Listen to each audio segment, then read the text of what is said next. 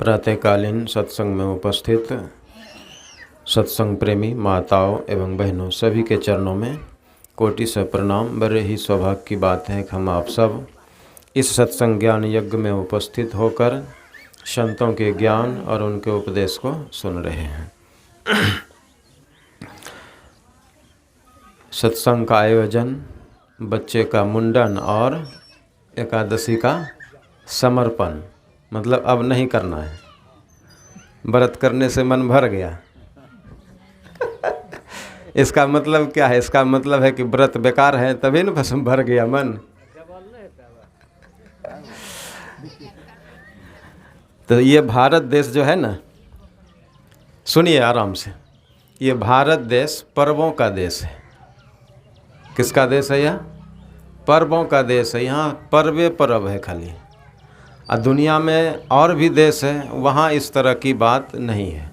वहाँ पर्व तरव नहीं होता है। वहाँ केवल विज्ञान की बात करेगा, विकास की बात करेगा, अध्यात्म की बात बहुत कम। यहाँ पर्वों की बात है, अध्यात्म की बात है, मुक्ति की बात है, साथ में बच्चे का विकास कैसे हो उसकी भी बात है। तो पर्वों का देश इसलिए कहा गया कि यहाँ 7 दिन है ना, इतवार, सोमवार, मंगलवार, बुधवार, ये 7 दिन 7 तरह के पर्व हैं। एक दिन भी खाली नहीं है।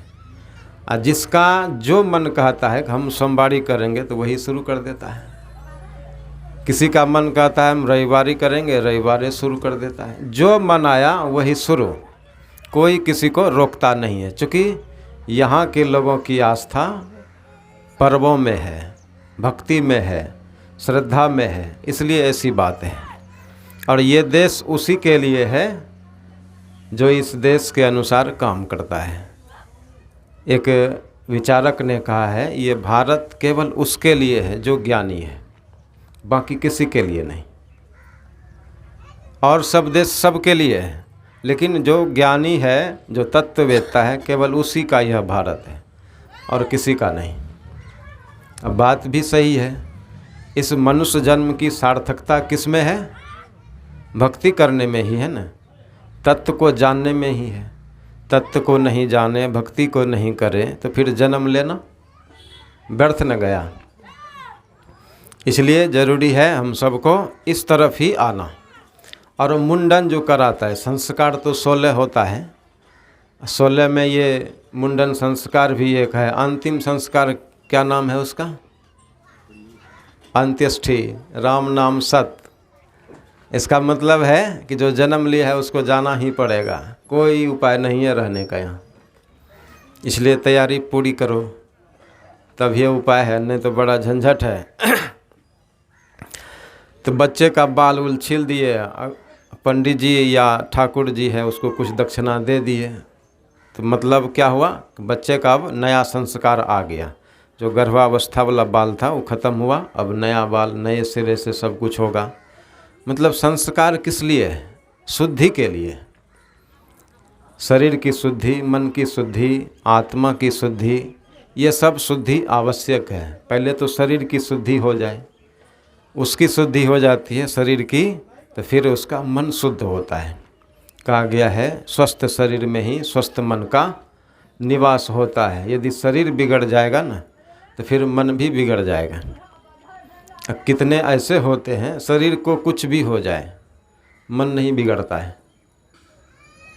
कितने नहीं, थोड़े ही होते हैं ऐसे। अब बहुत ऐसे हैं शरीर बिगड़ा तो मन भी बिगड़ गया।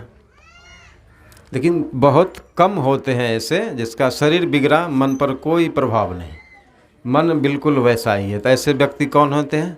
ऐसे व्यक्ति सन्यासी होते हैं, साधु होते हैं, संत होते हैं। शरीर को कुछ भी हो जाए कोई फर्क नहीं पड़ता, कोई फर्क नहीं पड़ता। वैसा ही हम सबको करना है। तो एक कथा है या कहानी कह लीजिए। बच्चा जो जन्म लिया है ना, अभी वो परमात्मा के सदृश है। छोटा है अभी, परमात्मा के सदृश है। उसमें काम, क्रोध, लोभ, मोह, ईर्ष्या, राग, द्वेष, छल, प्रपंच, ये सब कुछ नहीं है। बिल्कुल पवित्र है वह, उसके इतना पवित्र कोई नहीं। इसलिए तो बालक को सब कोई प्यार करना चाहता है, सब कोई प्रेम करना चाहता है। बालक की विशेषता ये है, कबीर साहब ने कहा है, बालक ऐसो साइयाँ खेले सब घटमाए, जो कोई चाहे प्रेम करन को भय काहू को नाए। जो कोई प्रेम करना चाहता है उस परमात्मा से, तो वह परमात्मा कैसा है? बच्चे जैसा है, एकदम निर्भयता लालो प्रेम हो जाएगा। भय जीवन में जैसे ही आता है ना, दुख आ गया। भय क्यों आया? भय ये है कि हम मर जाएंगे, भय ये है कि हमको लूट लेगा कोई, भय ये है कि हमको कोई रोग ना हो जाए, भय ये है कहीं हमारी आंखें ना चली जाए। ये सब भय लगा हुआ है, कहीं हमारा ज़मीन ना छीना जाए, कोई लूट ना ले, ये सब भय है। कहा ये सब भय को दूर करो। ऐसे तो कबीर साहब ने कहा, डर करनी डर सार है, डर परम गुरु, और डरत रहे सो उबरे, गाफिल खावे मार। डरना जरूरी है, डरना उससे ज़रूरी है। एक विचारक, एक व्यक्ति है, उन्होंने कहा, विचारक नहीं, वहीं गरैया में है, उसने कहा जब मरेंगे तो कैसे मरेंगे? कैसा बात कहा उन्होंने? जाना तो सबको है, लेकिन मरेंगे तो कैसे मरेंगे? जैसे यहाँ से जाना है हमको, तो तैयारी है ना, जाना है, आराम से चले गए, जानकारी उनकारी सब कुछ है, चले गए। जब जाएंगे दुनिया से तब कैसे जाएंगे? ऐसे बेहोश जाएंगे तो फिर बड़ा दिक्कत है उधर, इसलिए होश पूर्वक जाना है। तो मैंने कहा कि कहानी एक है, बच्चे पढ़ी है। कहानी ये है कि गांव के ही बालक थे, और वो बालक, दो बालक थे, एक राम था, दूसरा श्याम था। राम जो था बड़ा सुंदर परिवार से था, अच्छे घर से था, और श्याम जो था, चूँकि समाज में बहुत तरह के लोग हैं, कोई मांसाहारी है तो कोई शाकाहारी है, लेकिन मांसाहारियों की संख्या ज़्यादा है और शाकाहारियों की संख्या कम है। देखिए इस गांव में कितना लोग हैं, यही 4 लोग हैं इस गांव में, हैं यही 4 लोग हैं।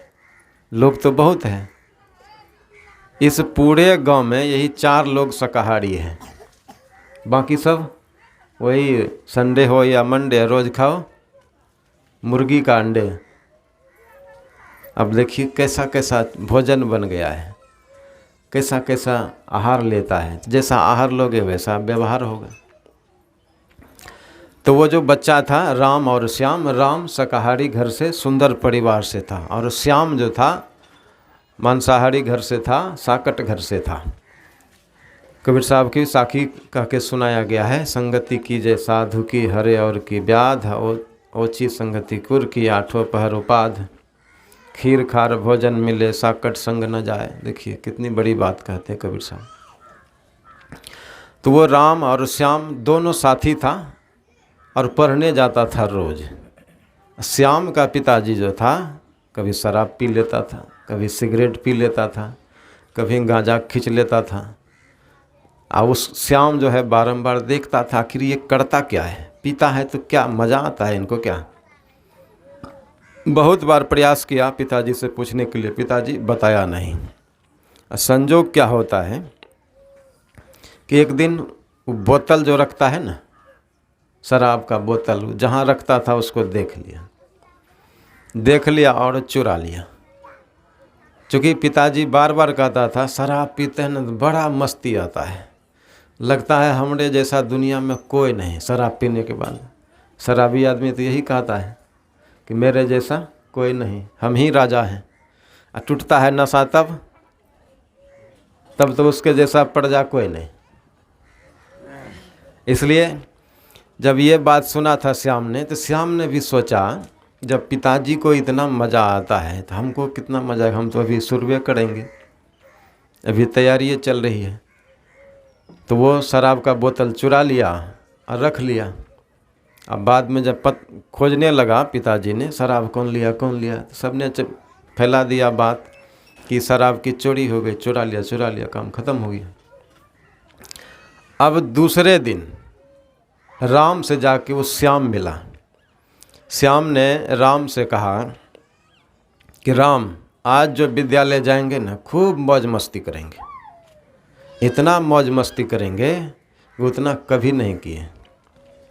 देखिए आयु कितनी है, मात्र 10-15 साल की। अभी का जो बच्चा है इसी तरह का है। देखिए नशा कितना करता है, जागते ही गुटखा लेता है, जागते ही चाय दो, जागते ही सिगरेट पिलाओ। अभी के बच्चा का ये हाल है, घर घर का ये हाल होते जा रहा है। क्यों होते जा रहा है? सामने नहीं पीता है, चुरा के पी लेता है, जैसे मन होता है वैसे पी लेता है। तो राम और श्याम दोनों में बातचीत हुई, ठीक है आज विद्यालय चलेंगे तो खूब मौज मस्ती करेंगे। राम के माता ने राम को बताया था कि बेटा शराब कभी मत पीना, क्योंकि वो शाकाहारी घर से था, सत्संगी घर से था। शराब कभी मत पीना, मांस कभी मत खाना, सिगरेट नशा किसी भी तरह का, किसी को गलत कटु बात नहीं कहना कभी। तो माँ की बात को वो मान लिया, वो कभी नहीं शराब गुटखा गांजा भांग आदि कुछ लिया, कुछ नहीं पिया खाया। तो दोस्त था तो दोस्त की बात को मान लिया, चला गया दोनों विद्यालय। ये बोतल ले लिया, मांस का टुकड़ा ले लिया, गिलास ले लिया, उसमें तो प्लास्टिक गिलास नहीं था, जो ही था स्टील का, वो गिलास ले लिया। अब भुजा मुढ़ी दाल मोट क्या क्या कचौड़ी पकौड़ी खरीद लिया, सब साथ में ले लिया। दोनों पढ़ रहा है विद्यालय में, और वो जो शराब का बोतल था कहीं रख दिया था। फैसला तो पहले हो गया था कि मौज मस्ती करना है। तो दोनों ने विचार कर लिया, विचार ये कर लिया कि टिफ़िन में हमको यहाँ से भाग जाना है। टिफ़िन में बहुत लड़के भागते हैं, हम लोग भी भागते थे जब पढ़ने जाते थे ना अरजपुर हाई स्कूल। तो टिफ़िन हुआ चलो, छुट्टी ले लिए, छुट्टियों ले लिए या तो भाग गए, और दूसरे दिन आए तो फिर डंडा खाओ। तो ये सब बात हुई, तो वो टिफ़िन में भाग गया। अब भाग गया तो विद्यालय के पीछे बहुत बड़ा जंगल था, उसी जंगल में वो दोनों चला गया। वो सामान लेते हुए चला गया, जाजिम बिछाया और सब कुछ निकाला। शराब कैसा लगता है देखने में? पानी जैसा कि पेट्रोल जैसा? कुछ पानियों जैसा शराब होता है और कुछ पेट्रोल जैसा भी शराब होता है। तो पेट्रोल जैसा जो शराब होता है वो थोड़ा महंगा होता है। अब महंगा होता है, उस शराब की विशेषता ये है कि मोटरसाइकिल में डाल दीजिए तो चल जाएगा। अब देखिए कैसा शराब होता है।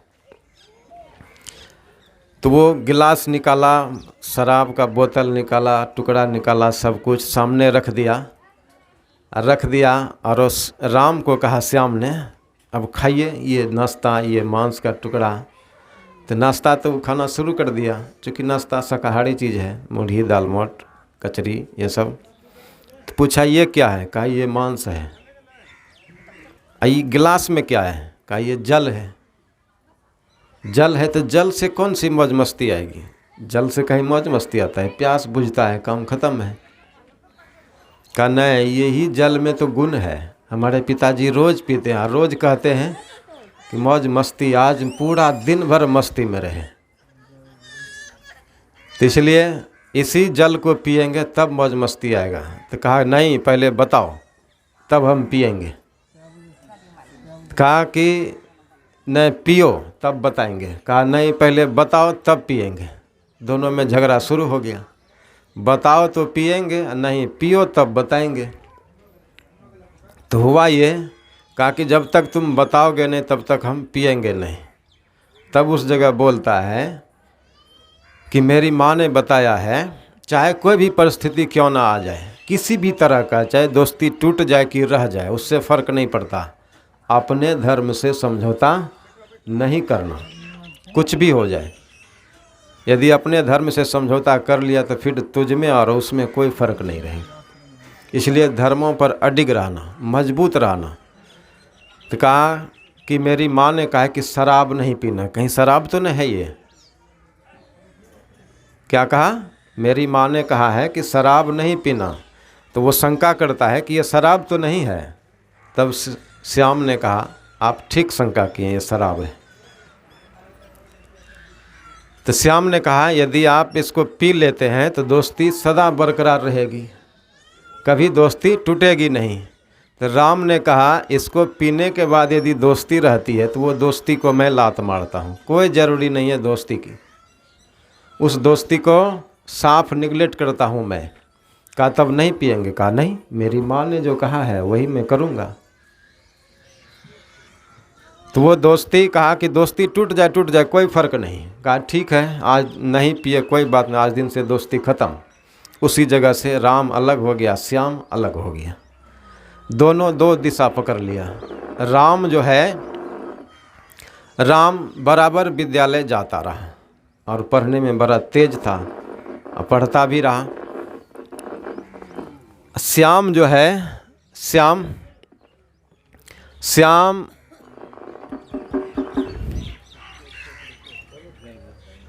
जो है ना, वो फिर विद्यालय जाना छोड़ दिया, क्योंकि उसकी संगति क्या है, गड़बड़ है, संगति गड़बड़ है। वो नशा मांस ये सब खाना शुरू किया। बहुत दिनों के बाद, कुछ वर्ष पढ़े राम ने, नौकरी लग गई, विद्यालय का हेडमास्टर प्रधानाध्यापक बन गया। कुछ दिन के बाद बन गया। अब वो श्याम की शादी विवाह हो गई, इसका भी शादी विवाह हो गया, दोनों का हो गया और दोनों को बाल बच्चा हो गया। एक का बच्चा पढ़ता है बड़े कॉन्वेंट में विद्यालय में है, एक का बच्चा वही हल चलाता है। तो उसके श्याम के भी मन में हुआ चलो तुम भी पढ़ने लिखने जाना। जाता है उसी विद्यालय में जिस विद्यालय में राम प्रधानाध्यापक है। जाता है तो चरणों में गिरता है, श्याम राम के चरणों में गिरा, कहा और रोता भी है। कहा दोस्त, यदि मैं आपकी बात को उस दिन मान लेता, आज मैं भी किसी पद पर होता। आपकी बात को नहीं माना, कहीं का नहीं। इसलिए क्या चाहिए हम सबको कि बच्चे को सही राह दिखाना है। बच्चा जो होता है ना, बड़ा मूल्यवान चीज़ होता है। बच्चा निश्चल है, आप जैसा बनाएंगे वैसा बन जाएगा, जैसा बनाएंगे वैसा बन जाएगा। अभी जो पाठ करके सुनाया गया प्रथम भाग से कि जगत प्रसव करता ईश्वर, इस जगत को किसने बनाया है? ईश्वर ने बनाया है। अब देखिए, ये जगत को ईश्वर ने बनाया है। ये जगत दुख से खाली है कि सुख भरा हुआ है? दुख से खाली है कि सुख से भरा हुआ है? खाली दुख है यहाँ की नहीं। तो अब तर्क थोड़ा सा तर्क बढ़ाइए, देखिए क्या होता है। होता ये है, यदि ये ईश्वर ने बनाया है तो दुख नहीं होता कि सबके जीवन में दुख है। दुख क्या है? मकान नहीं है, 1 मंजिला से 2 मंजिला हो, 3 मंजिला से 4 मंजिला हो, पैकेट खाली है उसमें 1000 घुस जाए, 10,000 घुस जाए। दाल भात खाते हैं तो उसमें घी आ जाए, घी आ गया तो दही आ जाए। अब देखिए मन का दुख। बनाया है दुनिया कौन? ईश्वर ने, लेकिन दुख है, दुख खाली है। इससे क्या सिद्ध होता है कि ईश्वर ने नहीं बनाया है। ये काल का संसार है। ये क्या है? काल का संसार है। ईश्वर इससे परे है। जब तक इस संसार में रहेंगे तब तक काल के जाल में रहेंगे। इस संसार को आगे, इस संसार से आगे चले जाएंगे तो काल के जाल से छूटेंगे। इस संसार से आगे जाएंगे तो जो बोलते हैं ईश्वर तब मिलेगा, यहाँ नहीं मिलने को है। इसलिए कहा कि बुद्धि को ठीक करो। अब बुद्धि ठीक होगा तो ही कुछ होगा। कबीर साहब ने कहा है, करो सत्संग भरम गढ़ टूटे। सत्संग करेंगे तो भ्रम का गढ़ टूटेगा। भ्रम क्या है? लगता तो है कि सब कुछ मेरा ही है, लगता है कि सब कुछ मैं ही हूँ, लगता है ये भ्रम है, लगता है ये शरीर है तो बड़ा बढ़िया है, लेकिन ये भ्रम है। ये भ्रम को तोड़ना पड़ेगा। टूटेगा कहाँ? इसी सत्संग में। सत्संग साफ साफ बताता है कि पति पत्नी साथ हो, लेकिन कब अलग हो जाओगे कोई पता नहीं।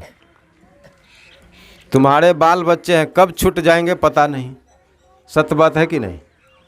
सत्य बोलने से डरता नहीं है सत्संग। सदा सत्य बोलता है, सदा सत्य बताता है। इसलिए तैयारी करो पूरा। समय भी 8:47 हो गया है। 20 मिनट हम बोल चुके हैं और 9 बजे सत्संग को समाप्त करना है।